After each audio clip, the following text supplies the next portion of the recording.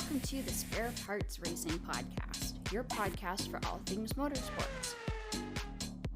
With your hosts, Sean Chavarella, Stephen Clary, and Taylor Moore. Hear that music? Hello and welcome to another week's episode of Spare Parts. I'm your host, Sean. I'm Stephen. And I'm Taylor. And friends, this week we have quite a bit to talk about. We are going to start, I believe, with probably Indycar or Nascar, and then do the other one, whichever one we don't start with.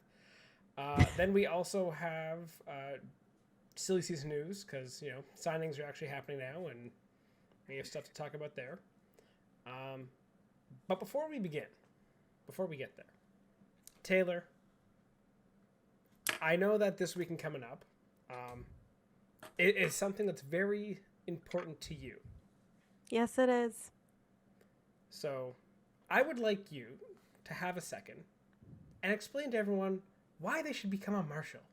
Because marshal school is the last one for at least our area is up. And then this is your spiel. And then maybe we can post on social media, so, you know, try to get it out there, try to sell it. Maybe awesome. like a TikTok kind of thing, right? Right, Steve? That's a good idea. Sure. Okay. Yes. Well, be a marshal because it's super fun. Okay, so it's free, number one. Like, you don't have to pay a single cent, and it gets you at, like, the closest that you can be to the actual racing. So, you get the best view in the house. What more could you ask for? Everything is provided for you. You get a free lunch, and you get to hang out with me. And not sold now. What? Okay, it's that only last one part? day Yeah. in the classroom, and then your next day is at the track side, So working with somebody. You were going steady. And then I think you lost in that last argument. The whole, hang out with you. Yeah, we've sort of peaked at free lunch. yeah. Wow, No. wow. Okay, and I will have you know that I can get you into the wonderful Halloween-themed potluck down in Happy Valley with the other marshals on the Saturday night. Huh? That sounds like such a niche reference that I don't even understand the appeal of that. All I heard was potluck, which means it's not exactly free food. That's fair. You gotta bring something to get something. Yeah. Yeah, to give Well, something to get. it's fine. I usually bring enough that it doesn't really matter and people show up anyway. You could literally just bring whatever you want. I mean, Mitch brought a piñata one year or one potluck when it was Mexican themed. That's actually kind of clever. I like that. Yeah, it was a lot. I think for the Irish theme or the Irish pub theme that we did last time, Peter bought a bunch of gold coins.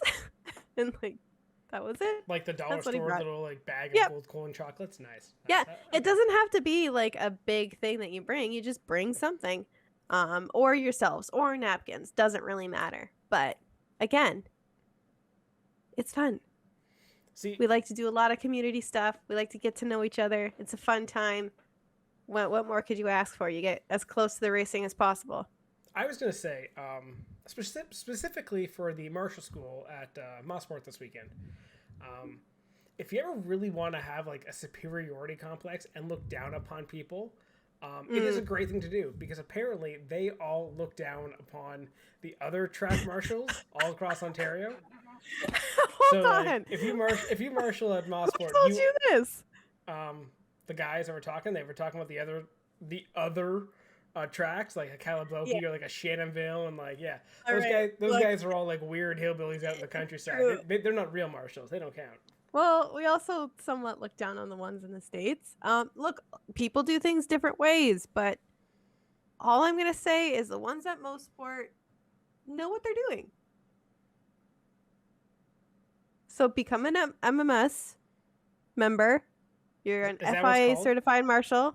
Yeah, the MMS, Motorsports Marshalling Okay, so if I want Service. to I come to almost said marshal society, and I'm like, I swear it's not a cult. school, the way you talk about it, Yeah, it kind of is. Okay, whatever. Anyway, So yes. Taylor, if I want to do marshal school this weekend, Mhm. talk me through it. What would I look forward to, and what will happen during the weekend of marshal school? Sure. So first and foremost, you have to reach out to the recruiter, who just so happens to be Peter. Very easy. I could get you both in. So basically what you do, you show up on Friday night. You're registered for the weekend as a worker, which means that you can come in and camp for the whole weekend. Not a problem. And you will be arriving at the chalet in the morning for the morning meeting, and then heading to the school, which will be in the event center, which means you get air conditioning all day. And they pretty much just walk you through what it means to be a marshal. They'll explain to you what the flags mean if you don't mean or don't know what they mean. Yeah, it's a really quick day. You get out at like 3. You can go watch some of the races that are being done. It's a regional, so sometimes we get some pretty cool stuff. Yeah, and then on Sunday, you're trackside. So that's your first day as a QE, which is like the beginning marshal. So you do 15 days as a QE, and then you get your full license. And do I have to bring anything? What time do I have to show up on the Sunday? Like, do I have to be there like 6 a.m.? Like, what are we looking at in terms of, do I really want to do this kind of, All that is required, there's a few things that are required, but they walk you through that on the Saturday. But the biggest thing is that you have to have an outfit that is all white. So what I usually have is like a white t-shirt or a white long sleeve, like depending on who you work with. Sometimes they get a little fussy about wearing long sleeves, but white pants are just painter's pants. Everybody has them.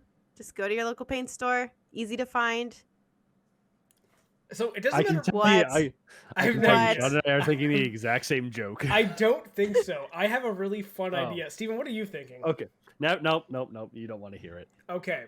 It is not safe for work. Okay, that's totally that where I was going to go. Now, okay, we'll save that for the R-rated version of the podcast. Sure, maybe. I don't even know if it would technically be X-rated. Anyways, go on. Okay. Go on your upward. God damn it, Steven, you gotta take us there, eh? So, what I was thinking, so it doesn't matter what you wear as long as it's white, right? The whole thing just has to be white. Well, it has to be long pants for sure. Long pants and white. And white, yes. So hear me out. I got a great idea. As a brand of a marshal. Okay. Pure white tuxedo. Do it. White dress pants, shirt and tie, also all white, and jacket white. I think that would be a fucking awesome, and that'd be hilarious to see a guy in a suit and tie waving a flag as a marshal.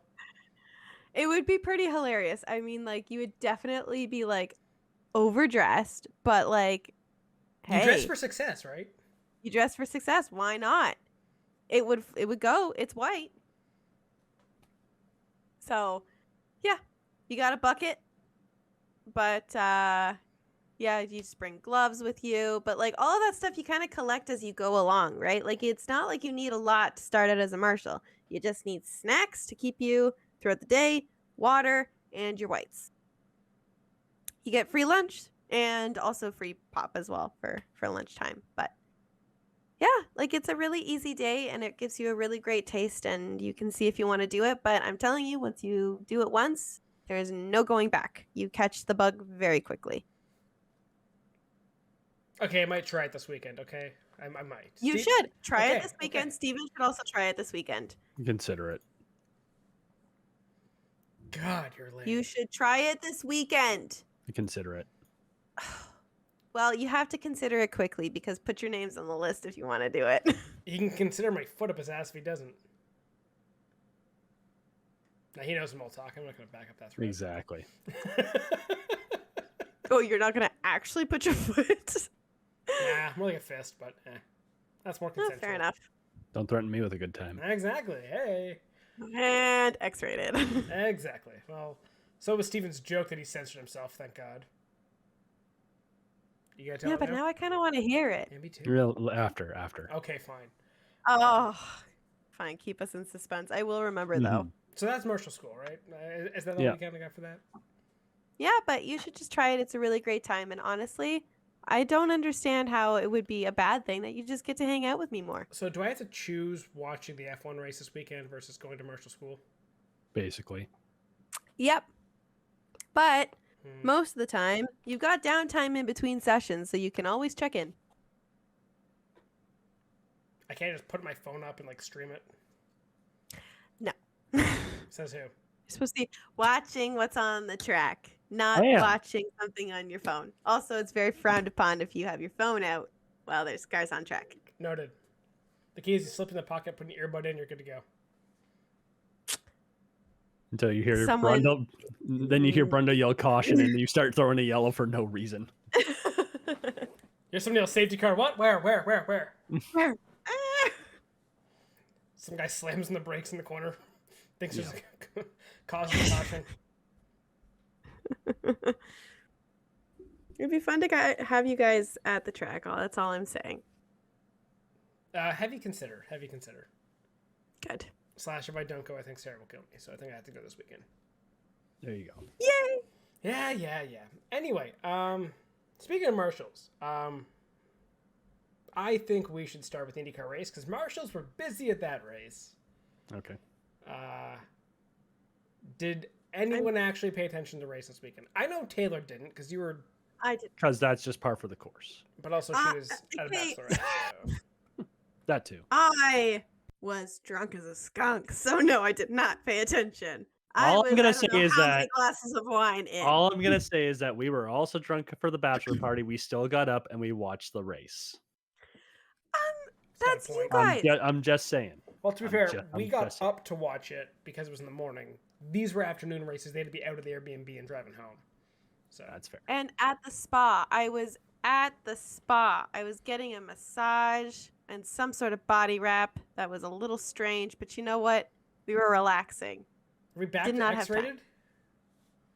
Something like What's that. a If I body told wrap? you the story, it might be a body wrap. Oh. Okay, we'll save that one for later too, I guess. Anyway, so Steven, did you watch anything? I'll excuse Taylor for this weekend. It's fine. So IndyCar race, yeah, it was a little chaotic. It was almost like there was stuff on the line, which I guess technically there was, which we'll get into. But yeah, a lot of guys were racing hard to try and get points. Palou included, even though he had already clinched, and he has basically been clinched for like 3 races now. But no, I thought it was still a pretty good race overall. Fun always doing that run down into 1-2 at Laguna Seca. So yeah, it was a pretty solid race, I'd say. Yeah, so this one was kind of awkward because this race started at the exact same time the NASCAR race started. And they were both yellow at the exact same time. Yep. Because Truly impressive. very, very. I, in my wonderful setup here, had both races going at the same time. Because I am, what's the word? That douchebag? Psychotic. Probably that one too. I mean, I didn't have to worry about football because Lions weren't playing Sunday. They already had won. So. They had already won. Already won. Hey, quick aside here. Sean, is your team 1-0? My team's 1-0. My team's also 1-0. Oh, wow. Hey, Taylor, you also 1-0? Oh. Fuck you both. Oh. I hate you both. You know what? Look, week 1. You can't call a season on week 1, all right? Whatever. It happened. There were some bad plays. I don't want to talk about it. Let's move on. I mean, you're not Joe Burrow, so you're doing fine. Yeah. Yeah, exactly. Big contract. At least, Play like shit. 85 yards. yards. Herbert still deserves this big contract. Yeah. So, yeah. Anyway, watch both races at the same time. IndyCar had an absolute shit show of a race because it seemed like everyone didn't give a fuck about what was happening. They were just racing hard, going for it. You could swear like everyone had something to fight for. Yes, definitely.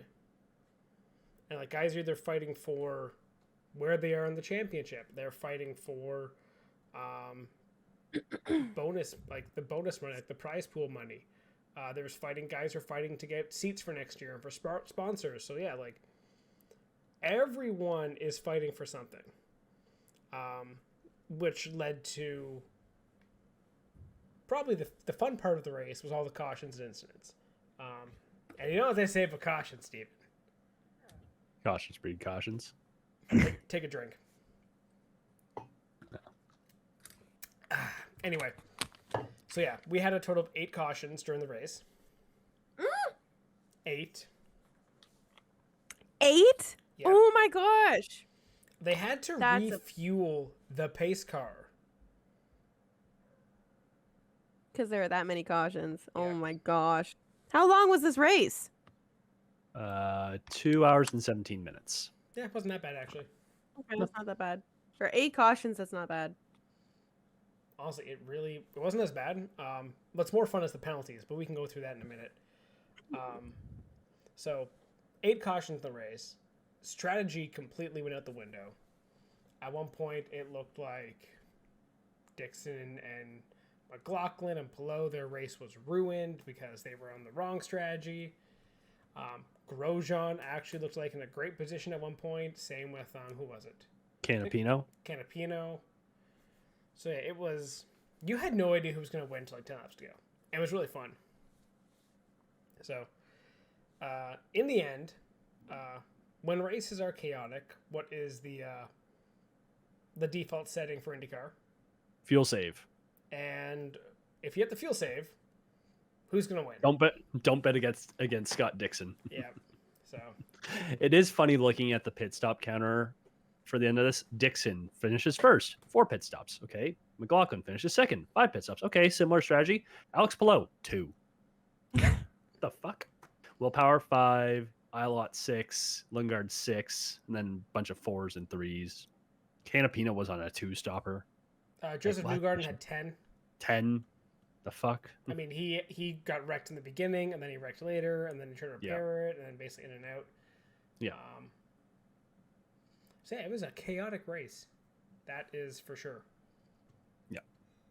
These two a bit. You had the interesting thing in the very beginning moments where just a weird chain reaction of crashes where I can't remember who it was, but someone ended up hitting Yuri Vips and just pit maneuvered him right across the track into someone.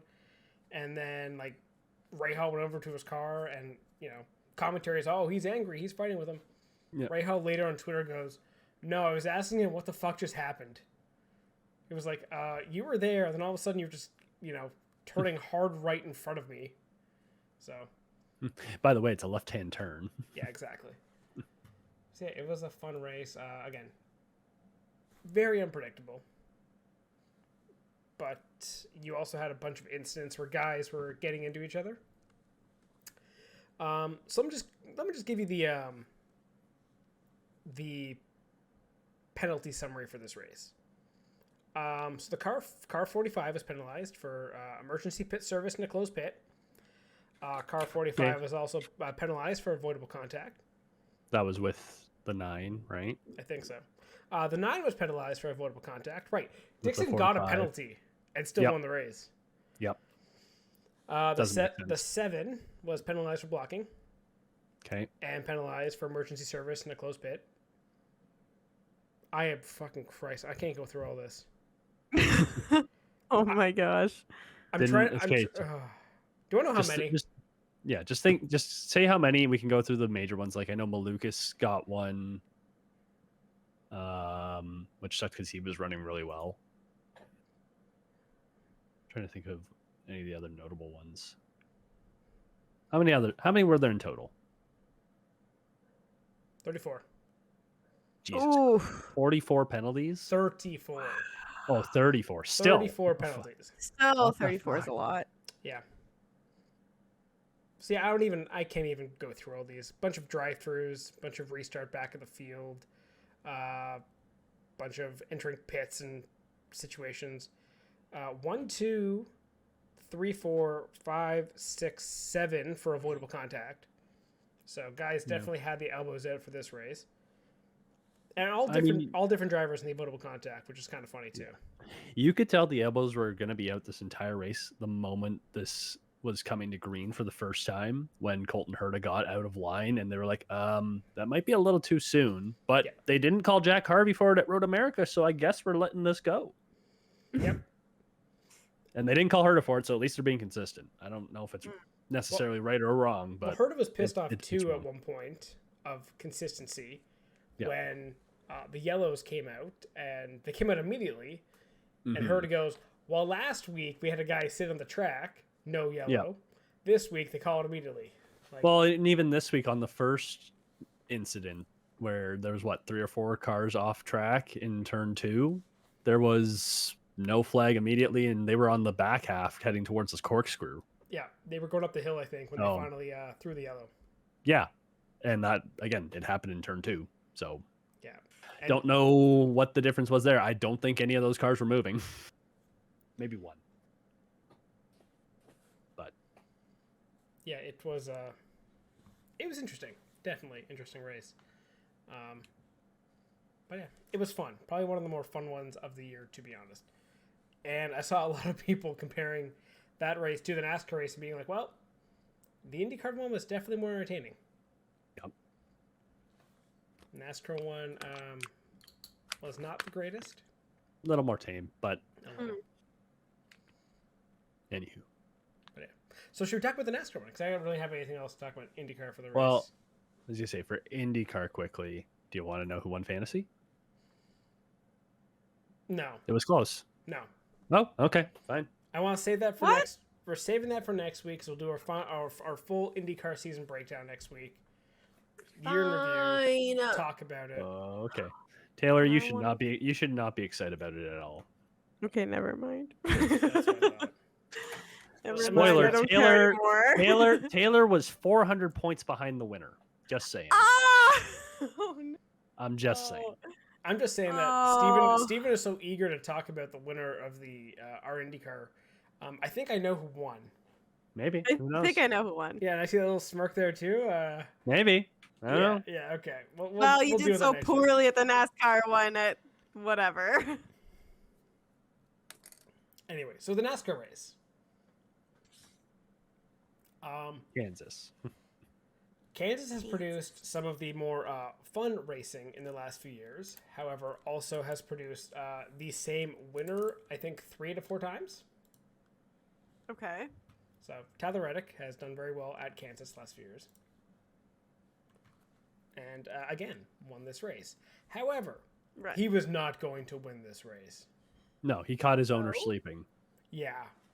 Well, Hamlin was running away with it. Yeah. And what happened was we had a late caution. Busher. Busher got into the wall. So, Okay.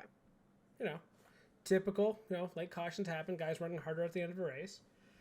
And as a result, you had a green, white, checkered finish. But everyone dived to the pits. And Reddick lost like 4 spots in the pits. He went in second, came out 6th. The fun part in him coming out, he also came out beside Kyle Larson and Chase Elliott, which we'll mention that in a minute. That's topic number 2 on NASCAR. So Tyler Reddick started 6th, had just ridiculous runs on the last 2 laps. Guys are fighting, and he just kept his foot in it, made the right moves. I think in the first lap, he gained 3 positions in the first corner. So he basically just hung it out in kind of the middle lane outside. So everyone was kind of fighting for the bottom. So he went up high, went around a lot of guys, had the momentum down the back straight, and then coming down into one across the line, he basically had just massive tow from behind the guys because he had just clean air, pulled up to him, darted to the inside, got by them basically at the line, made up basically 6 spots in a lap, and then he's leading the last lap and then came by to win. So made me very happy because I bet on Reddick this week. Good job. You course you nailed did. one. I know. That actually was like the smartest one I've done all year. Blind squirrel finds Well, nut. that's good. So yeah, I was happy with that. But yeah, Toyotas were very dominant this week. Like from Hamlin again, basically having it stolen from him. Reddick was fast. Bubba was really fast and blew a tire. Who else was? Chris Bell was on pole, was he not? Chris Bell was pole, and then you also had Truex who blew a tire the first 3 laps Mm. and ruined his day. Oh. He's had a rough start to the playoffs. Yeah. Well, he only has 2 races to make it up now, so No, he has 1. it's 1. Oh fuck. It's 3 races per stage. Is it Think about it 3? like I thought it was 4. Oh, damn. no, pretty sure it's Okay. 3. Per I- playoff stage? Round of 16. Yeah, round of 12 starts in Texas in 2 weeks. Oh, damn. Okay, so He's got to make it up at Bristol. what's that NASCAR playoff situation look like, Steven? You want the playoffs? Okay, I want so the we playoffs. have Larson and Reddick locked in with the wins. Hamlin and Byron are basically locked in. Like, I can't remember what the actual magic number is. But when you're plus 49 and plus 41, I think that's about as close as you can get. It would take a lot of chaos for them to be knocked out. Then you have another tier of relatively safe guys. Keselowski's plus 33, Blaney plus 25, Busch plus 24, all relatively safe. Even Chastain plus 18. It's going to take a lot to get them knocked out. They bank some points early on in stages. They should be all right. Then you get down to Buescher, who's plus 13, Bell plus 13, Logano, who had a great call at the end to just take 2 tires, move up 10 spots in the pit box. He sort of did the anti-Reddick. Yep. But he's now plus 12 for his 4th or 5th place finish. I can't remember which it was. I think it was 5th. Then you have Harvick plus 7. Martin Truex Jr., who led the regular season in points, is 7 points out after finishing dead last. Dead last. Bubba's 19 points out, and then Stenhouse and McDowell are 22 and 40, so they're basically out. Yeah, they didn't have good races either. They were 23rd and 26th. Barring a win. Yeah, they're done. Barring A win. They are basically winning in. Bubba's relatively close to that as well. He needs win and not win. He needs good result and some help. Yes. Truex sort of the same, needs some help, but he can also just get in by keeping his nose clean and having Harvick or Logano or Bell or Buescher have a rough time getting points early on. So yeah, that's fair. That's your playoff picture. That's looking pretty good, I think. Mm-hmm. Yeah. So Truex was out lap 3 with a blown tire. Yeah. Did you see the picture that James Small posted? No, what was it? No. Literally just this little circle. Goodyear went back and looked at the tire, and they're like, "Yep, this little puncture right here is what did him in." It's like this almost. It's like less than a nail head, almost. How did that happen? No idea. So it was just punctured? Yep. Oh, like I thought like something obviously in the setup in the car was wrong, like they had a rub or something that put it down, but no, here. It's literally a tiny little puncture. I didn't listen to the NASCAR race at the time in the beginning of the race because I was listening to the IndyCar one. So yeah, it's literally I'll send it to you. I didn't see what that puncture was. Like it's literally a nail head. But then there was also I don't know how much of a controversy it was because Truex's car. So he got the puncture, went up into the wall. He got towed, and I saw something where it was like some people thought, "Oh, why is he getting towed back to the garage? That car should be able to run. You know, just try and pick up some points and not be super far out of it." But he got towed straight to the garage afterwards, basically meaning his day was done. And I don't, considering I haven't seen it blow up into a whole thing, it's probably not a huge deal. But hot take, I think you should be able to go to the garage and still continue racing. Well, that's another thing you can argue. So yeah, I don't like the damaged vehicle policy. It's stupid. Yeah. So, but either way, he would probably at best be just above the cut line versus just below. So either way, when you led the regular season, I think he was 25 points even after last week's disaster in Darlington, where he was like 30th. Yeah. I think he was still 25 points up to drop 32 points. Yee. He was 18th last week. 18th. Okay. Still, either way. Yeah, you're just barely cracking the top 20, and now you're dead last. Like, oof. Yeah. He's going to need a good result. But again, keep your nose clean. Bristol can stir up some shit. I wouldn't be surprised if it's a Bubba win. No, I can see that. I'd Him, be I'm him here go for it. on like a bell run, kind of like last year, where every time he needs it. Because there was a couple times this year, and I think early in the year Bristol was one of them. Maybe it was a different track. No, because Bristol dirt, wasn't it? Bristol was dirt, yeah. Yeah. So There was another track, I think maybe in Dover. But Bubba was running well, and it was like one of those short oval, like high speed short ovals. That's why I'm thinking of maybe in Dover. But his team fucked him, right? Like blew it on a pit stop, screwed something over. I think like wheel nut came off. Like that's the thing with Bubba this year. He actually has put in good results despite bad luck. mm-hmm. So I feel like he's due, man. I really do. Yeah. That being said, congratulations, William Byron. yeah. I also feel All like right. Byron's gone So- quiet.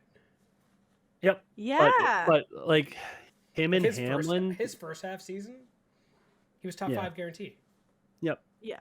But him and Hamlin haven't really needed to do a whole lot early on, and it's like, why risk it at this point? I guess. I don't know.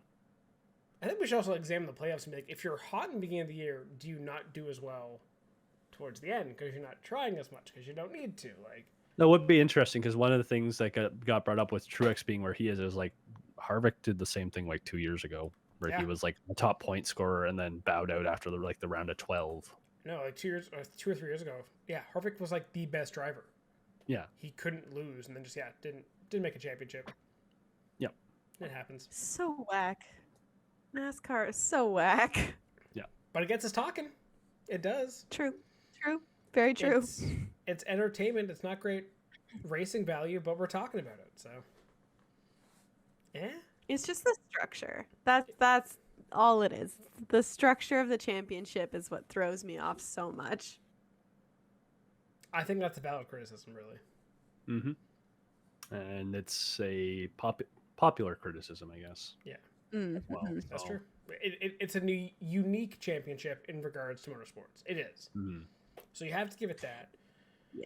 And I as mean, a result, unique is the positive way to spin it for sure. Yeah, and as a result, people will either say I don't like that or give it a chance and be like, well, it's kind of peculiar. It's not my favorite, but like I can kind of get by. Like, yes, I would prefer a traditional championship style, or even the old chase style where no one gets knocked out. But at the same time, it's like, well, it is what But it this is. is what we got. Yeah. So we It talked. is what it is. It produces entertainment, and like you get stupid things like this, the Hail Melon, like that's the around Ross around, Chastain. the Chastain on the outside. Yep. The Oh, thing right, that right. the entire Yes. motorsports world could not shut up about for For like like a 3 week. days. Right. Yes. Okay, I follow. So So now we also got some drama also brewing in NASCAR because Ooh. there's a lot of little chatter out there of Chase Elliott and Kyle Larson are not really getting along so well. Okay. And this was a result as in the last pit stops of the race, as I was mentioning that Reddick went out and he was alongside Elliott and Larson, and on the inside of the two of them was Keselowski exiting his box. And this kind of caused Larson to kind of give him space, but in the meantime, touch Elliott a bit. So Elliott kind of didn't really like being touched in the pits, kind of gives a little door slam on the way on the apron. Really, it's not a whole lot. Like, just casual, like, hey, didn't like you hitting me in the pits. What the hell's this? The drama is, though, that they are still teammates. And you don't do that to your teammate. no. So there's a lot of talk now of kind of Chase Elliott and Kyle Larson are kind of, I guess, competing for your number one spot at Hendrick. And people are saying maybe that's why this season hasn't been so good for him. And like, not only you door slammed a guy, but also a guy who's like technically fighting for the playoffs, even though he's already made it to the next round. I mean, if it was like early on in the race and that's how you're treating him, you could be taking some valuable points later on. Yeah. Right? So I would have loved to be a fly on the wall on that kind of chat afterwards. I don't know. Did you see the incident, Steven? Yeah. I did. And I think the other big thing is the fact that Chase got suspended for this earlier in the season too.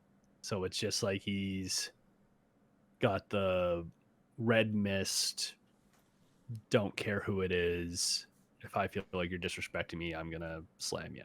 And has he earned the right to necessarily do that? He's a champion, yes. Hasn't been great this year.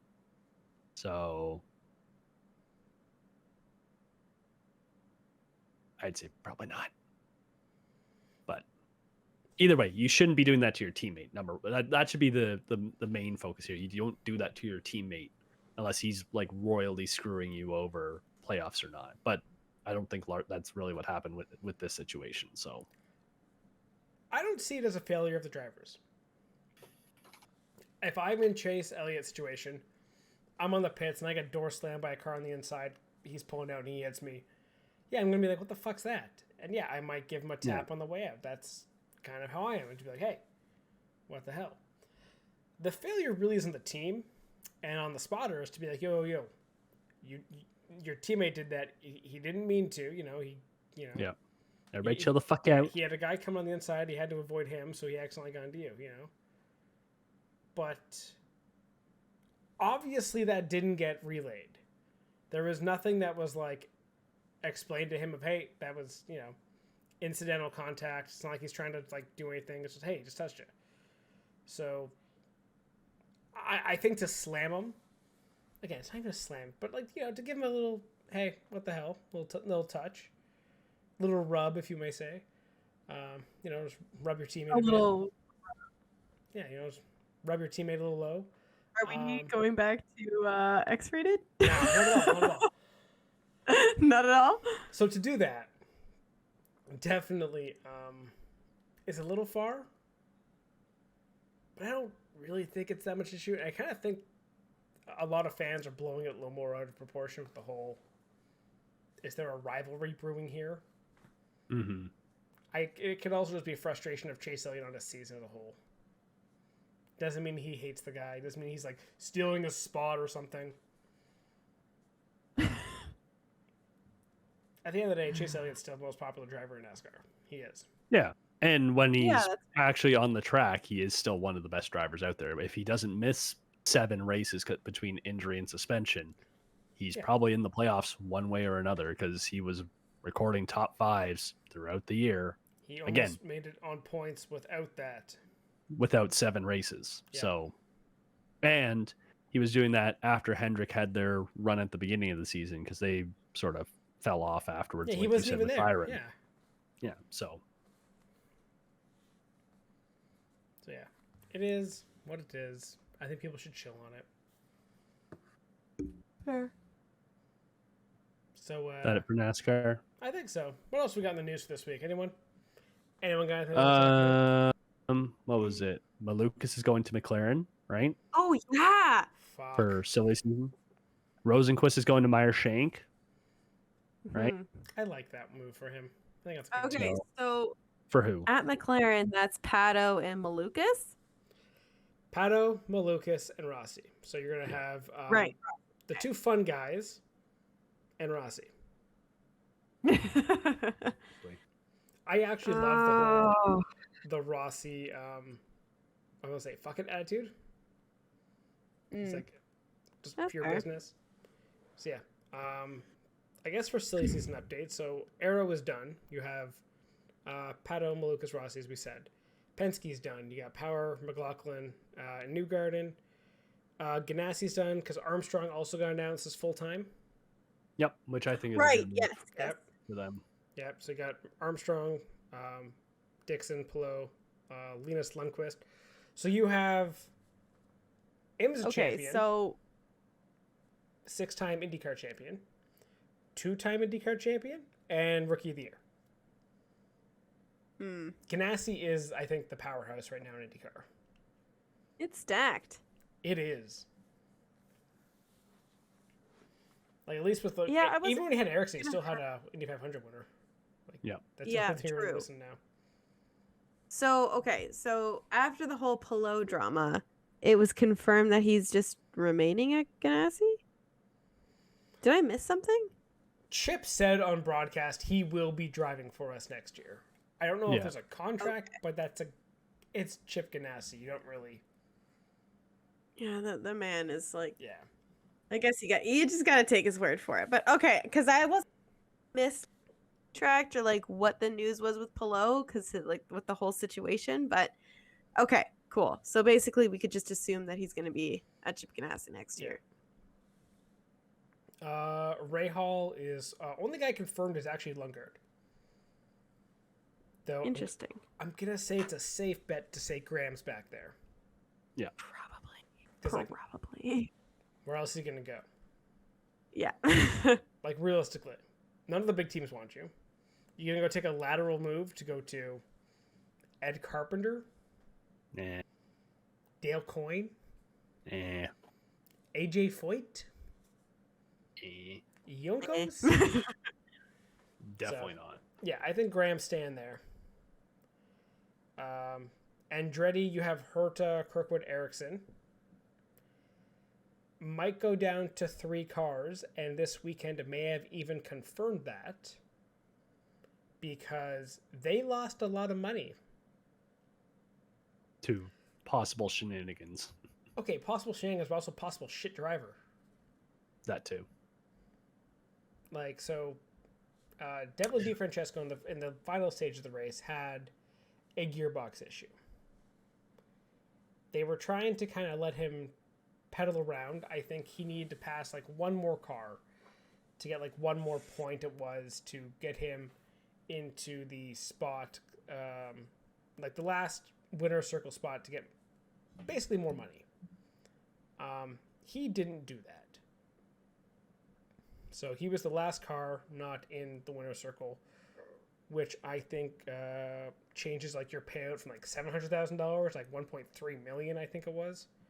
Basically doubles your payout. Yeah, that's a good chunk of change. So, because DiFrancesco didn't get the car into that spot, Andretti is going to basically not get, what, $500,000? Yeah. $250,000 for that car?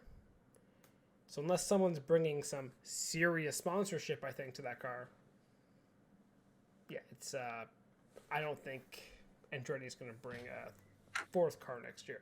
Maybe an Indy 500 only. And then we can speculate who do you want to see in that car. I would like to see one Hinchcliffe back, but that's just me. But okay, I didn't think you were actually going to speculate. Nah, that's just blind fandom. Yeah. But yeah. So I think DiFrancesco's, despite him paying for that ride, cost Andretti more. So. Yeah. Yeah. Well, the only thing, and there was a really good piece that you sent us, Sean, from Nathan Brown.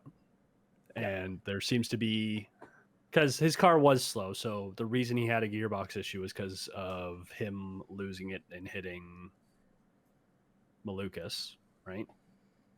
Sounds like a skill issue to me, but okay.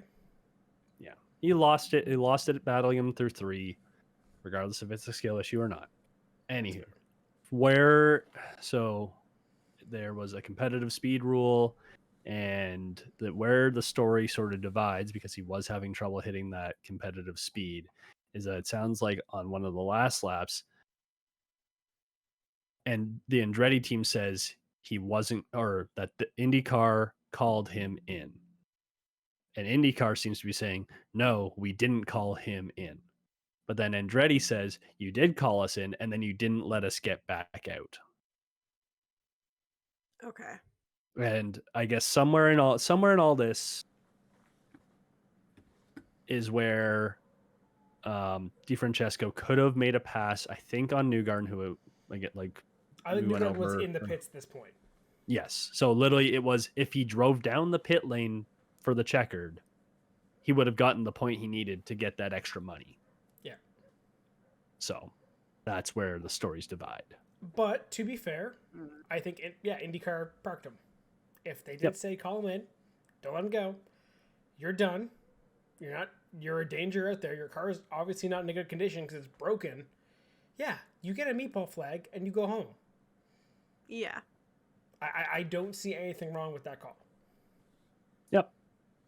And Yeah, if you're you're going to say, well, if I could have passed him, I could have won. Well, you had all year to also pass guys. Yep. I'm not. Yep. Yeah. No, I'm just saying that's what the situation being reported is that it sounds like Yeah. there's two very different or not very different, but different stories on how they think it should have been handled. And I have a feeling like it's not going to change, and Andretti still misses out. Whether Penske sort of tips the scales in that and says, well, if you're not going to bring extra cars back, we're just not going to help you out. Sorry, Michael. Also, you're thinking of like just dumping money out of IndyCar and into F1. Yeah, you got enough cash. You can support your cars your own way. Have fun. And I don't think they're going to bring another extra pay driver. No. Set your stable, get a competitive team, stop spreading yourself thin and screwing yourself over. Start winning races again. Yep. You got Ericsson. Kirkwood's proven to be solid. Herta, Yep. you can say he's had an off couple years, but he won at least a race last year, right? This year, not as good. But yeah, get everybody back on track. Get Ericsson in as your F1 guy and come back next year. Yeah, and like for Herta, it is since the whole F1 talk has happened, I'm pretty sure he's gotten worse. Yeah, he's got the pressure on him. There is almost pressure to actually perform. Mm-hmm. But yeah, I think Andretti really needs to step up, and Herta too. I think Herta really has to become a team leader there. Yeah, he's already done 4 seasons IndyCar. Yeah. Well, maybe with a steadier presence like Ericsson, that'll help. I don't know. Anyways, well, we can go over the problems Andretti has had over this season and last season next week. Yeah. When we break it all down. Yeah, and then you got Ed Carpenter, nothing confirmed there yet. Nothing at Junkos, Meyershank, Rosenquist, Blomqvist. Oh, fuck, it's the Kvist team. It's the Fist. It's the Kvist. You got to get the K in there. Kvist. Rosenqvist, Blomqvist, and Castroneves for the 500. No, it doesn't work. No, Okay. no. We're out. Fine. They got to bring in Linus Lundqvist for that one. Fine. Why is there so many fucking Kvists in IndyCar? God damn it. Oh, the Kvists. Like, if I had a nickel for every time a guy's name ended with Kvist in IndyCar, I'd have You'd 3 nickels. It's not a lot. But 3 So out of like weird. 25? 3. Yeah. Yeah. The odds are not great. It's like looking like Team Sweden in hockey out here. Like, come on.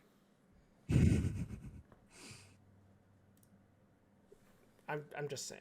Now I want to look up like last year's Swedish junior team, see how many Vists were on that team. But anyway, I digress. Anything else we have news-wise? Nope. Nothing we want to talk Nope. about? Nada. So I was going to say that's it for this week. That's it for this week. Okay, well, that's all. Thank you very much for listening to this and all our thoughts on the racing world.